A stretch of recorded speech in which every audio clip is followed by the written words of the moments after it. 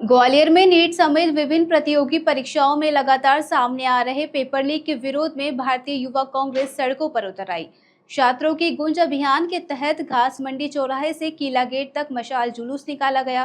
प्रदर्शन के दौरान केंद्र सरकार पर युवाओं के भविष्य से खिलवाड़ करने का आरोप लगाया गया और परीक्षा प्रणाली में पारदर्शिता के साथ पेपर लीक के आरोपियों पर सख्त कार्रवाई की मांग उठाई। ग्वालियर से हमारे संवाददाता संजय सिंह भदौरिया की रिपोर्ट के अनुसार मशाले हाथों में और सरकार के खिलाफ नारे। ग्वालियर में युवा कांग्रेस ने नीट और अन्य प्रतियोगी परीक्षाओं में पेपर लीक के विरोध में बड़ा प्रदर्शन किया। घास मंडी चौराहे से किला गेट तक निकले मशाल जुलूस में बड़ी संख्या में छात्र और युवा कार्यकर्ता शामिल हुए। प्रदर्शनकारियों में परीक्षा प्रणाली को पारदर्शी बनाने और पेपर लीक माफिया पर कठोर कार्रवाई की मांग की। जुलूस का नेतृत्व जिला युवा अध्यक्ष विजय यादव ने किया, जबकि कार्यक्रम राष्ट्रीय महासचिव मितेंद्र दर्शन सिंह यादव के मार्गदर्शन में आयोजित हुआ। सभा को संबोधित करते हुए मितेंद्र दर्शन सिंह यादव ने केंद्र सरकार पर युवाओं के भविष्य से खिलवाड़ करने का आरोप लगाया। उन्होंने कहा कि लगातार हो रहे पेपर लीक से लाखों छात्रों के सपने टूट रहे और राहुल गांधी के नेतृत्व में युवा अपने अधिकारों की लड़ाई लड़ेंगे। वहीं जिला कांग्रेस अध्यक्ष विजय यादव ने कहा कि जब तक छात्रों को निष्पक्ष परीक्षा प्रणाली और न्याय नहीं मिलेगा तब तक आंदोलन जारी रहेगा। उन्होंने कहा कि युवा कांग्रेस छात्रों के भविष्य की लड़ाई सड़क से लेकर सदन तक लड़ती रहेगी। जैसा कि आप देख रहे हो, हम बहुत समय से कोशिश कर रहे हैं और हर दिन हर जगह हर कोने में हर गली में कहीं ना कहीं यूथ कांग्रेस अपने इसी लेवल पर काम कर रही है, छात्रों की गूंज को लेके और ये नीट और सीबीएसई के जो दलाली चल रही है उसको लेकर। और ये हमारी जो हमने कसम खाई है कि हमको अपना देश यानी हमारा देश का फ्यूचर है, यानी कि हमारे बच्चे जो हमको उनका फ्यूचर सेव करना है, उसके लिए हम ये लड़ाई लड़ रहे हैं और पर डे हम लड़ते रहेंगे। और आप जैसे देख रहे हैं हर विधानसभा हर वार्ड हर जगह हम जाने की कोशिश कर रहे हैं, हर लोगों के बीच में पहुंचने की कोशिश कर रहे हैं जिनको उनको समझ में आए कि चल क्या रहा है। क्योंकि सिर्फ हिंदू और मुसलमान के नाम पे आप वोट नहीं डाल सकते। अब समय बदल चुका है, हमें अपने बच्चों के फ्यूचर का सवाल है और देश के फ्यूचर का सवाल है।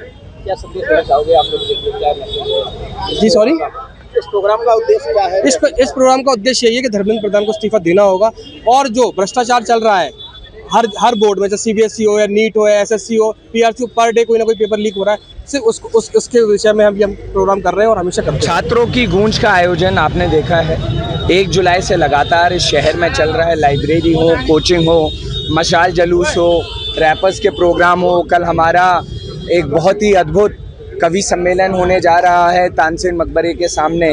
तो हमारा प्रयास है जब तक धर्मेंद्र प्रधान इस्तीफा नहीं देगा तब तक हम छात्रों के लिए आवाज़ उठाते रहेंगे। यही सोच प्रियंका जी की है, यही सोच राहुल जी की है और हम हर विधानसभा में जाके मशाल जुलूस करते हैं शनिवार को। उसके बाद संडे को नॉन पॉलिटिकल प्रोग्राम रहता है और मंडे से फ्राइडे हमारा मेंबरशिप का अभियान चलता है। और हमारा प्रयास है हर कोचिंग, हर हॉस्टल, हर एक इंस्टीट्यूट कहीं पर भी हम कमी ना छोड़ें। और यही हमारा प्रयास है और यही हमारी कोशिश है कि आज का प्रोग्राम भी हम लोगों का प्रयास रहा। आदरणीय विजय यादव जी और हमारे विधानसभा अध्यक्ष विजय दिवाकर जी यहाँ पर मौजूद रहे और इनके नेतृत्व में ये आयोजन किया गया। और इसका उद्देश्य सिर्फ ये है कि हम हर माता पिता को ये बता सकें कि किस तरीके से पेपर लीक द्वारा उनके साथ अन्याय किया गया, किस तरीके से सीबीएसई की जो कॉपियाँ रीचेक रीवैल्यूएशन हो रहा है, उस रीवैल्यूएशन में पेपर माँ बाप से पैसे कमाने का काम किया जा रहा है। तो जो ये एजुकेशन सिस्टम है ये ख़त्म हो चुका है। ना तो आपके पास टीचर बच्चे हैं प्राइमरी स्कूल में पढ़ाने के लिए, ना तो आप पे टीचर बच्चे हैं सेकेंडरी स्कूल में पढ़ाने के लिए। तो मुझे तो समझ में नहीं आ रहा है कि इस मध्य प्रदेश में किस तरीके से आने वाली शिक्षा व्यवस्था चलेगी।